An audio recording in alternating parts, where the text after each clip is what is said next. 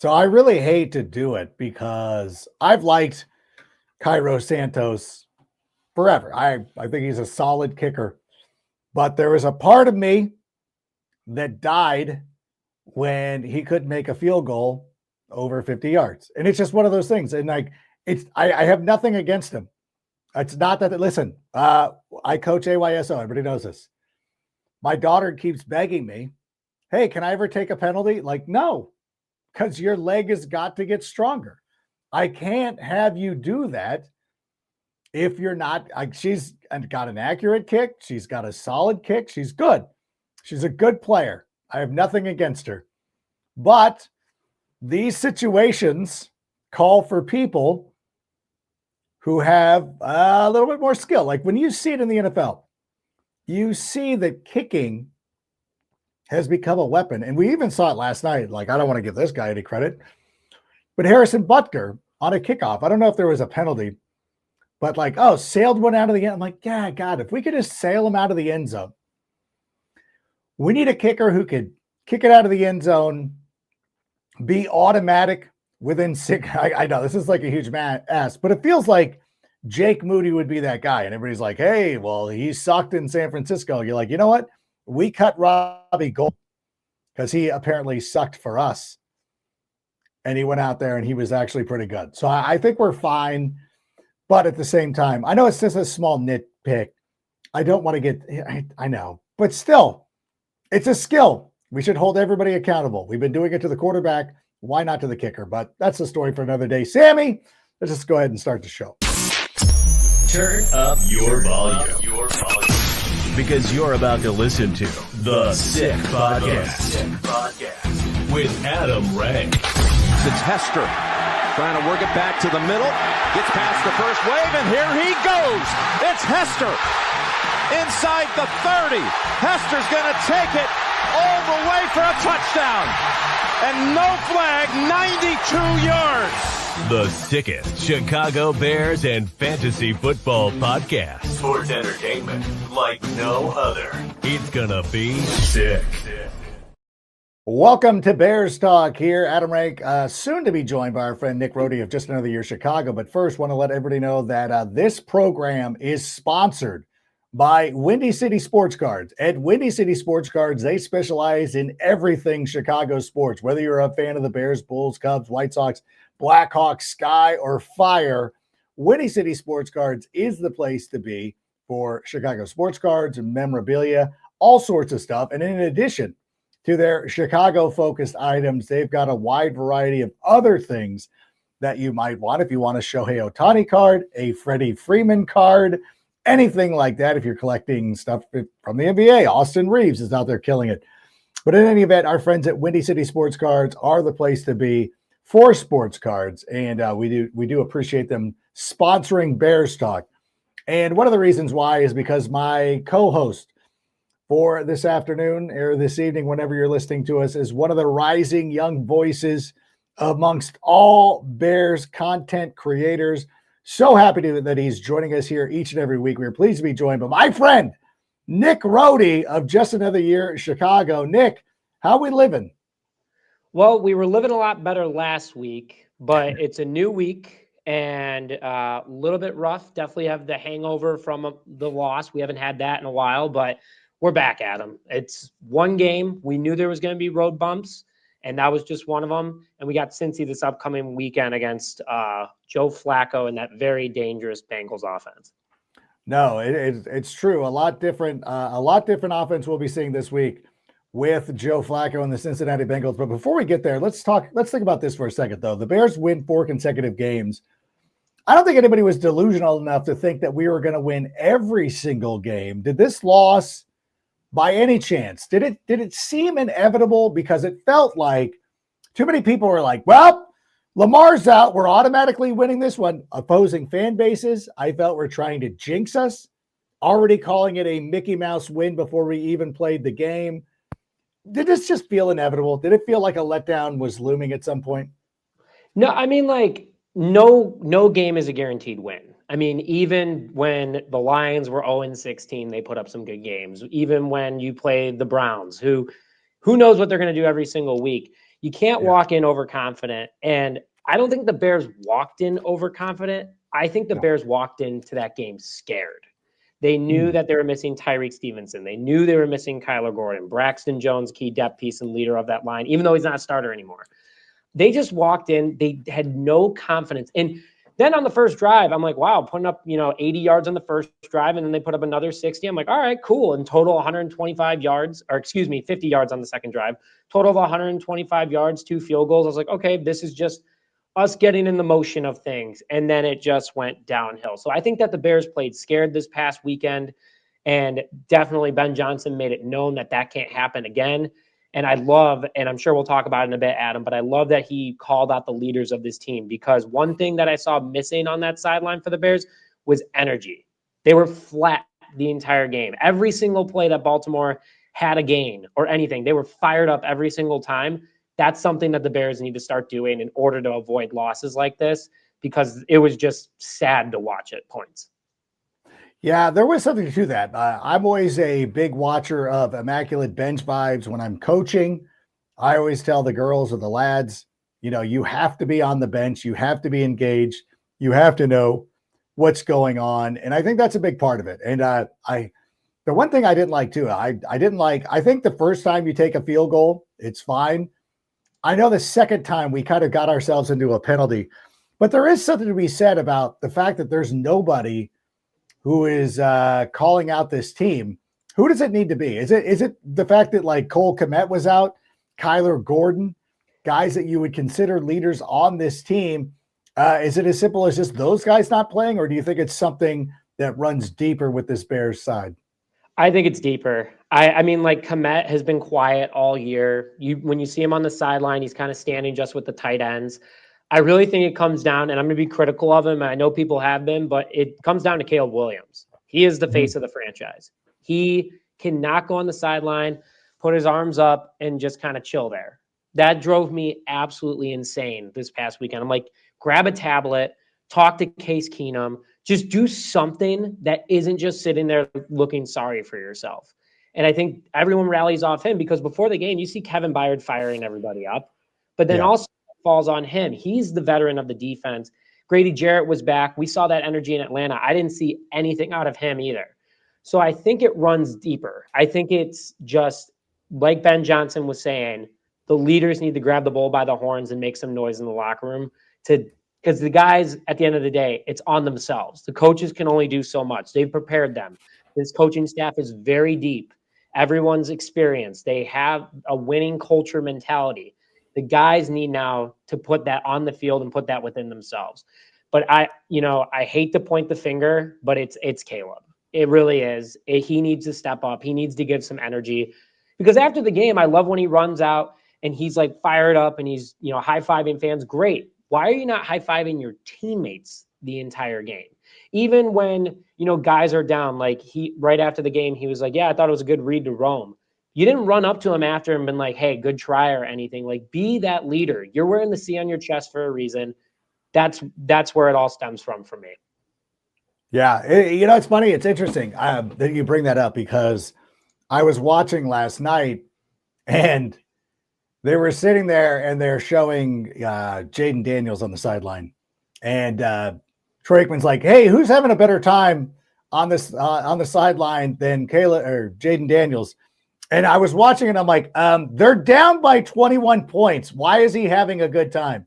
That's not, I feel like if you could, you got to find the vibe between the two of them. Like, you want somebody red-assed enough to get after some people, but like not be so aloof that you're just smiling on the sideline when you're down 21. Like, is that so difficult to ask for?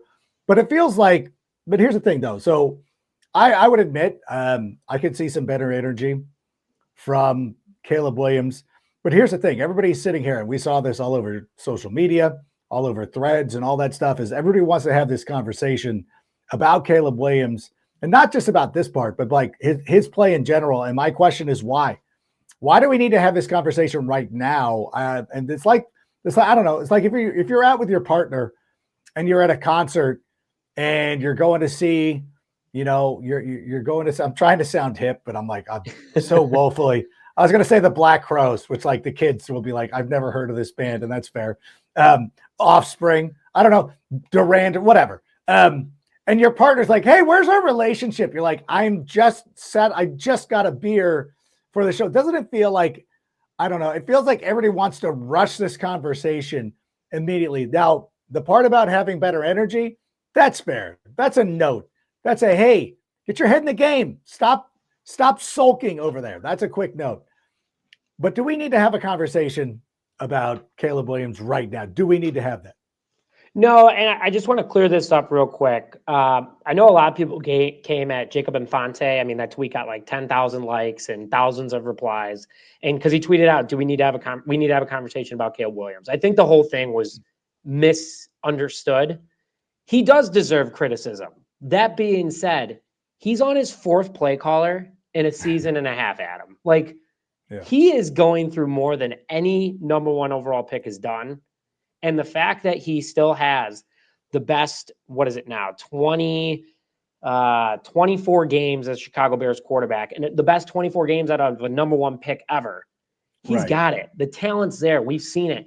He's going to have bad games. And if you take away the interception this past weekend, he didn't have a bad game. Yes, he didn't throw a touchdown, which, that one last throw to DJ Moore at the end, I was like, come on, man. Like, Moore was wide open. You literally just had to practically pitch it to him. Myles Garrett was there, or not Myles Garrett, but Roquan Smith was standing right in between them. He didn't give him a clean lane. Yeah, right. Because he anticipated him running the route, not stopping right behind Roquan Smith. And at the beginning of the game, I talked about it in my post-game show, like that first play that they threw to Loveland where he was in the flat and was wide open because Caleb tricked everyone by going to the right. He really went to the left. On the water boy, when he's like, he's going to go to the left and go to the right. Like, Caleb ran that play and Loveland went for 24 yards. I think the Bears needed to go back to that play, and they could have done that with Monungai when Caleb actually threw that interception, but we'll go back to that in a little bit. But he didn't have a bad game. 300 total yards of offense, 285 passing yards, second highest passing game of the season for him. I mean, like, it wasn't a terrible game by any means. It's just everyone's looking at the stat sheet going, there's no touchdowns, which, fine, criticize him then. Criticize him for not hitting certain targets. He's a one-read quarterback because he's 24 years old, because he's on his 4th play caller, because he's on a whole new playbook. And, we talked about it last week, but they're throwing 25 new plays a week at this offense. So the line's learning, the running backs are learning. And now they have a sample size of 7 games with plays that work. And my criticism to Caleb and Ben Johnson is for Ben Johnson to call the plays that work when you're down, which he shouldn't be experimenting at this point, even though you are 4-2. You can afford a game. Can't afford any games in the NFL, especially in the North. But also, Caleb needs to go, Ben, or Coach Johnson, which I like that he's calling him Coach Johnson now. It's no longer Ben, which I think is great. It shows respect. Yeah. He needs to be like, we need to run something that works, and that works for me. And I think that's my criticism to him. Be confident in saying, I need a different play, and be confident in knowing what works and doesn't work. And I think Caleb was just missing confidence in general at the end of the game. He can't keep having a great first quarter and a great 4th quarter. There's 2 quarters missing that he's been very quiet this season. If you look at his quarter-by-quarter stats, and his 2 and 3 are just not good. So they need to find a way to make that work. But the criticism of Caleb and being called a bust and being called Drake May's an MVP and Caleb's not. I'm like, guys, let's pump the brakes just for 1 second, please. And thank you. That's where I stand on it. Yeah. And somebody, somebody talked about the Patriots, and he said, well,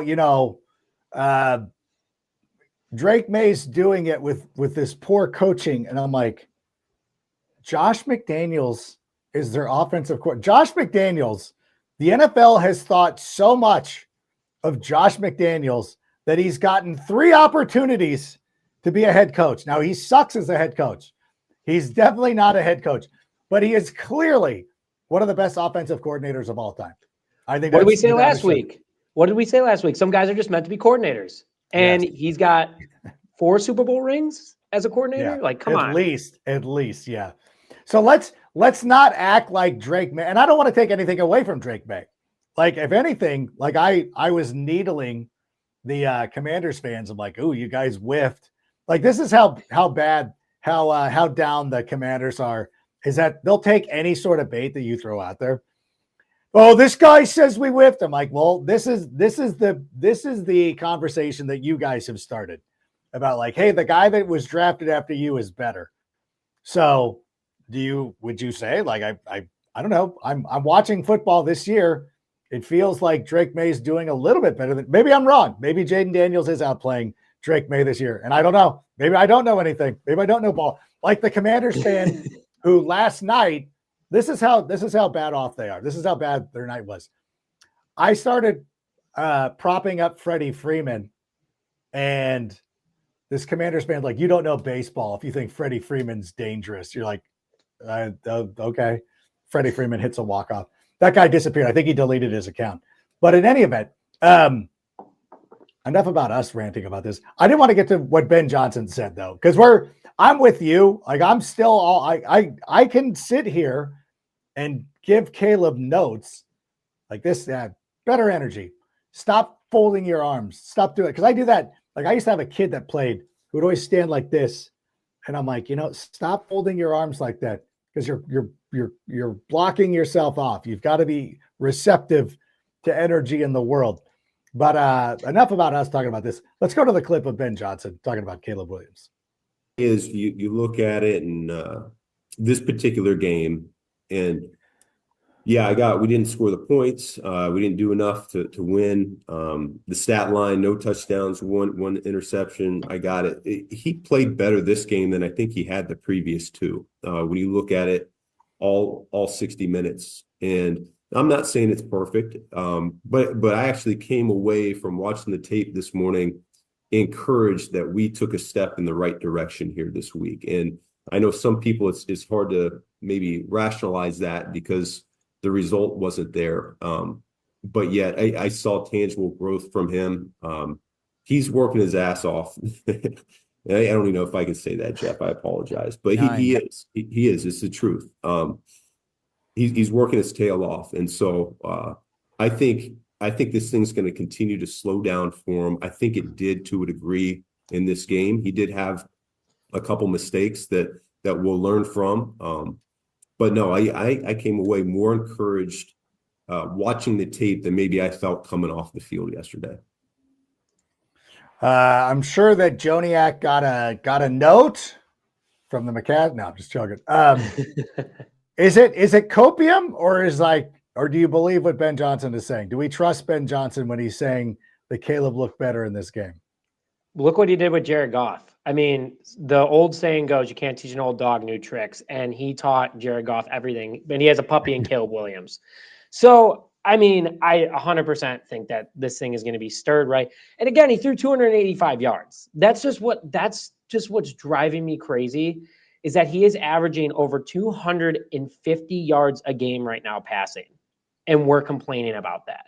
We used to pray for quarterbacks like this. We used to wish our quarterback could be in the conversation of 4,000 yards. He's at 3,973 on pace right now with what he has. He's going to have big games. He's almost had 2 300-yard games this year. And all thanks to Ben Johnson. Fans cannot deny he looks more comfortable in the pocket. Shout out to Ryan Poles for building that offensive line. He does have a new playbook. He's hitting targets better. The one thing that Ben now needs to sit down with Caleb and literally do an eye test and be like, can you look in a different direction? Which we have seen Caleb do.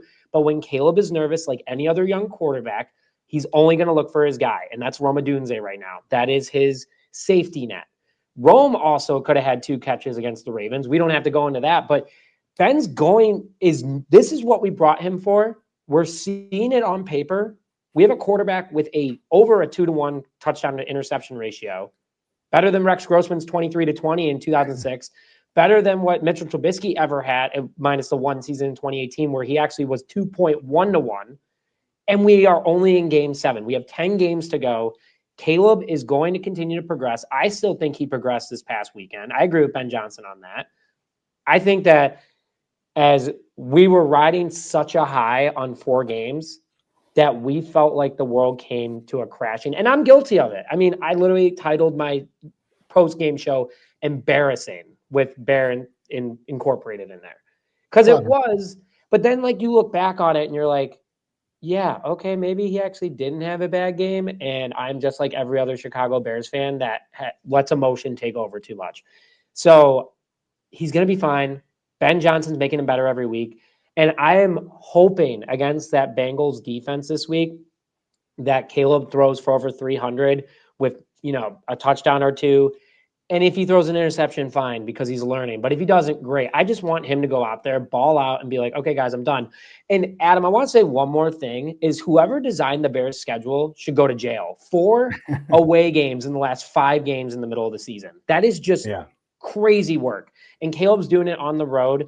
And when he's at home, he's also performing as well. So he's going to be just fine. And I'm sure you feel the same way, Adam. And I know that obviously we're here talking about the Bears because we're advocate Bears fans, but I think he's going to be just fine. Yeah, no, I agree. But it's not like we were on the road for a Monday night game and then, oh, wait, no, that's exactly what happened. We did have the Saints mixed in. But I think a lot of people too, because the Ravens had been playing so poorly defensively, and it was all the people who play fantasy football who were getting truly upset. And speaking of fantasy football, Crown Champs has dropped the hottest thing that fantasy football has ever seen. And we're talking about real handcrafted premium championship crowns. Listen, don't just win your league by going out there and getting a cheap plastic trophy or a lame old GG in the group chats. We're talking about Crowned Champs, real custom crowns. And for just under $3 per month per person, you can rack up points, win weekly challenges, be voted as the king, queen, trash talker of the week, and go unlock even more discounts at crownchampscompany.com. That's crownchampscompany.com. Don't just win your fantasy football league. Go out and rule it. And by the way, how about a shout out to our friends Huel this morning? I was on the run. I didn't have time. I'm not going to sit there. I'm not going to drive through Starbucks and get a croissant. No. I'm going to go out there. I'm going to power down one of these shakes. It's not powering down. I enjoy it. I legitimately enjoy it. 400 calories, 35 grams of protein, the perfect meal replacement for you. Go to Huel.com/sickbears, Huel.com/sickbears, or just use the code sickbears. Get 15% off your first order. Go set up a monthly subscription. This stuff gets sent to your house. It's super easy. They could not make it easier for you. And it's not just protein shakes. There's a lot of other meal replacement options there for you. Go check out Huel.com. Use the promo code sickbears and get your 15% off. I want to circle back, though, to the point about the Ravens. And I said this, and I ended up arguing with Mike North about this. Everybody seemed to forget. I'm like, hey, everybody had picked the Ravens as the AFC representative in the Super Bowl. They're like, but that's Snoop Huntley. I'm like, okay, Snoop Huntley didn't do anything. Like, he really didn't. Like, he got the benefit of basically a pick six. He was not doing anything. And if the Bears had a touchdown in one of those first 2 drives, the tenor of the game, and he's going up against our reserves. So I'm not even having that conversation. But the thing of it is I'm like, the Ravens are more than one person. They got a lot of their defensive players back. They're a Super Bowl contender that was desperate for a win coming off a bye. That was the essence of a trap game. And I think that everybody was being disingenuous, acting like this Ravens team was some bum squad like the Dolphins. And even the Dolphins went out there and smoked the Falcons. There was another big lopsided one. The Patriots is kind of expected. The Bills. There was another. The Bills destroyed the Panthers, kind of brought them back down to earth. But we see it time to time. Like, nobody plays 17 perfect weeks of football. And typically, if you're somebody who follows this stuff, if you're trying to find an advantage to pick a winner, who is the desperate team? Because by and large, in the NFL, if you are a Super Bowl caliber team and you are desperate for a win, you are typically going to win. And people are now just going out of, well, we didn't win 5 consecutive. This is where we are. All of you thought I was a clown for saying that the Bears could win 11 games this season. And now you're upset that we didn't win our 5th game in a row. Like the Ravens team is pretty good. I will say, Nick, though, if we don't put up the yards offensively against Cincinnati, which again, the yards have not been the problem. But I mean, like, if we have 167 yards against the Bengals, then I think that would be fair to be like, that's unsettling. Yeah. Yeah, no, 100%. And the Bengals are a very good roster. I mean, you look at it, there's a guy named Roquan Smith on defense. There's a guy named Derrick Henry on offense. Those two are instant game changers on any roster. And also, going to your point, there's still 10 games left. You can still win 11 games. It's very possible with the Bears schedule. Oh, yeah. That means we were going to lose another game this year. It's just that everyone wanted to say, we won 5 games in a row. Can we be grateful we won 4 games in a row? We haven't done that in, 7 years. This Bears team is also way younger than the Ravens. The Ravens are established. They've been in the AFC Championship quite a few times over the last couple of years. And they have an MVP on the sideline that can be impactful even when he's on the sideline. And if we all don't remember, Huntley was a Pro Bowl quarterback for the Ravens 3 years ago. So the guy is no bum. And everyone's like, throw Bagent out there. First of all, Tyson Bagent went in against the Lions and was 0 for 3 in garbage time against second stringers. Can we all just relax? We are 4-3. We are not in last place in the North. Shout out to the Vikings. And we're in the toughest division in football.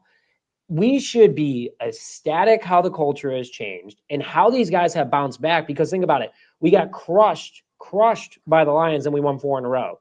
So we don't get crushed by the Ravens. We lost in a not ideal fashion, but way better than the Ravens. And the guys are like, okay, the Bengals just lost to the Jets. Their confidence is going to be through the roof. And again, I'm not saying you walk in every game thinking you're going to win it, but they know that they're like, okay, maybe. And who knows if Joe Flacco is even going to play? He's been hot though. Shout out to Joe Flacco. I love Joe Flacco. I love what he's doing. I mean, he's been a journeyman now. I mean, he's been at 6 teams at this point. He's been on the Browns twice.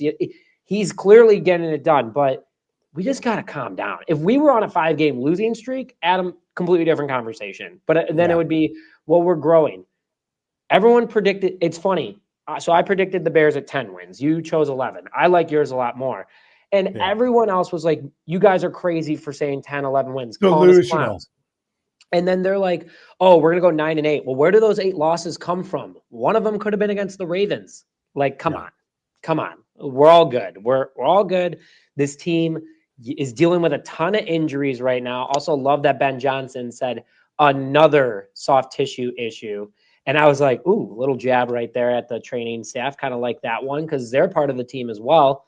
Overall, I mean, there's so much football left. When if we win this weekend, everyone's going to forget about the Ravens game. And that's what Ben Johnson even said. He's like, let's forget about last week. Let's just focus on the next one. So I love the mentality. I'm with you though. It's getting out of hand. It's funny because I mean, obviously he comes in, we've had such high expectations for so long. We're like, Ben Johnson should turn this around immediately. But you have to remember when Dan Campbell took over for the Lions, they were 0-11-1. To start their first 12 games. You see what Aaron Glenn is going through in New York. I truly believe some of the things that are becoming evident, and I'm not going to use this. I don't want to trash Ryan Poles. I know I'd kind of put this in the in our rundown. I don't want to get too heavy into this, but I do feel like Ben Johnson's going to have a bigger voice in this organization. That it might not be now, but at some point, because they love Ryan Poles. Ryan Poles is going to elevate to some like overseer type of role where he's like, hey, he's the football president or something like that, where he's not the GM, but it's going to be more like either somebody new comes in, Ian Cunningham, but Ben Johnson will have some influence on that. Because when you listen to his comments, and we've talked about this, is that the one thing about leadership is that, okay, we're going to end up with some sort of alpha male at some point is going to come in from somewhere. And I wish it could have been Joe Tooney, but he's just not that type of person. So they're going to find some sort of alpha male. If the penalties, especially the penalties, because he was talking about the penalties specifically, saying like the penalties need to be cleaned up. And I really wish this was taken care of in-house, meaning somebody like there was a Penny Sewell type who would go in there and take care of that. And then also the training staff, that if we continue to get guys injured, and I know it's been an issue, like a lot of guys are injured this season, but I think historically for the Chicago Bears, it has been an issue for them. So that's also something that could be eventually rectified. Well, so I really like this point made by a couple of the guys that, continuously watch Jets another year. And they're like, Nick, because I was 6 years old when this happened. But when Lovie Smith took over, much more physical football coach, that first year in 2004, everyone was hurt because they weren't used to this physical style of football. That's exactly what's happening. And Pat, the designer over at ESPN 1000 and the Windy City Breeze, said this too. He was like, listen, the first year you're going to have this. Their bodies aren't used to this kind of play. Let their bodies get used to it for a season. And I think that, honestly, the Bears have done a good job at that. I mean, the offensive line, knock on wood, has done a really good job at staying together. And also, this is also learning for the training staff. This is the first year with their new leader. I don't know his name off the top of my head. And I've criticized him just as much as anybody else because, you are dealing with a $1 billion franchise, and this is your job to keep the guys healthy. But Ben Johnson and Dennis Allen want physical football. Their bodies are used to it. Matt Eberflus's soft style. These things happen. And also, it is the game of football. Injuries do happen. I'm just really upset about Luther Burden. I hope that he's okay. He's dealing with a concussion right now. I was really excited about him. I thought he was finally going to get more touches against the Ravens, which it looked like he was more incorporated. But these things happen. And some of them are completely out of control. But the soft tissue stuff, you could be stronger. You could hit the weight room better, nutrition. But it's going to happen this first year. I guarantee you next year we're not going to see as many injuries. No, I'd love to hear that. And again, it's a physical brand of football.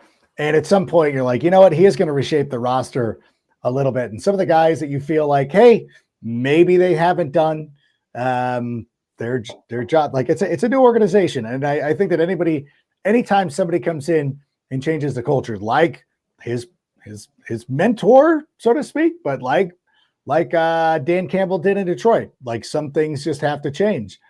And we've been fortunate to be able to win a couple more games than the Lions won, that the Jets have won, and maybe it's going to be a little bit of a process as they move forward. And I think we should also be thankful that our owner doesn't come out and smack our quarterback. So I think that's a real good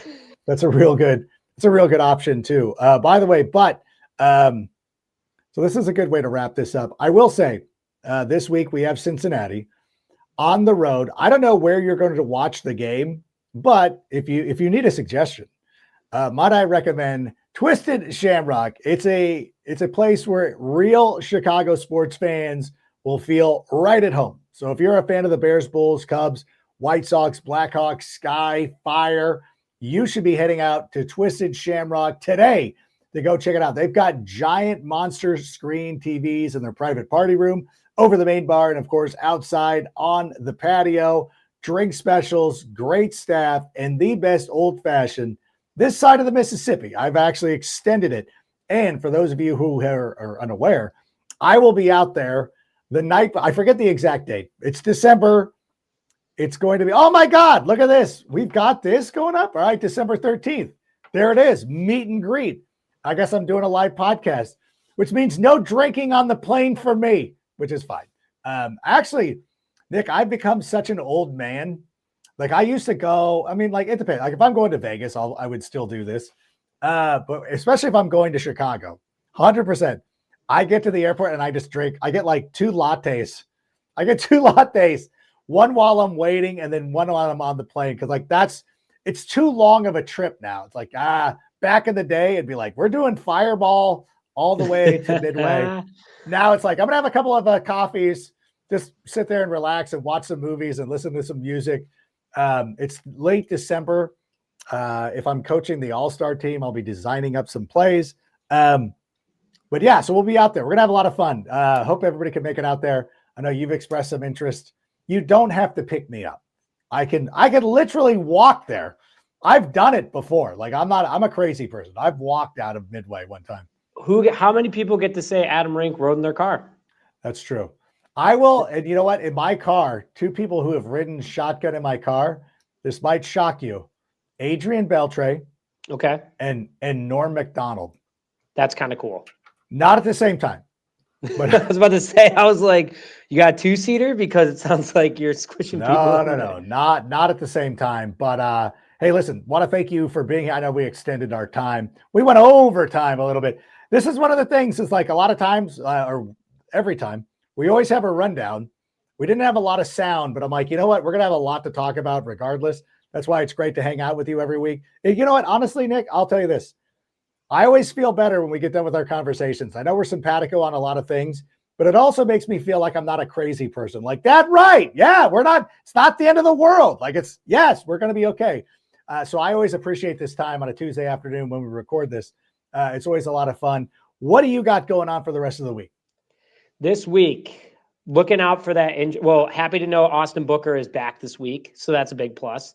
But this week, I'm just looking out for the injury report for Chicago because I want Tyreek Stevenson back. So, I'm at the 9 to 5 right now, but the only thing I'm thinking about is Tyreek Stevenson. Please come back this week.